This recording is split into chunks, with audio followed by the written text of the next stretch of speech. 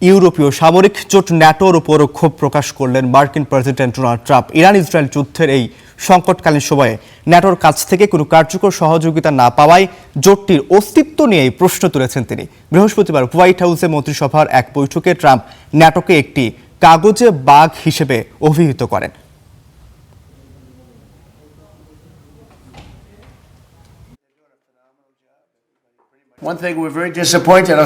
আমরা খুবই আহত। আমি এটি সবার সামনেই বলবো, আমরা নেটোর ভূমিকায় খুবই আহত, কারণ নেটো কিছুই করেনি।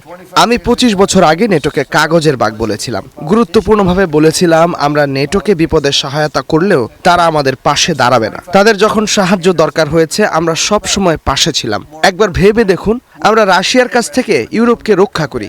তাত্ত্বিকভাবে আমাদের কিন্তু তার প্রয়োজন নেই, কারণ আমাদের বিশাল একটি সমুদ্র আছে, কিন্তু আমাদের প্রয়োজনে নেটো আমাদের পাশে নেই। When they're annihilated, the other side is annihilated. They said, "We'd love to send ships."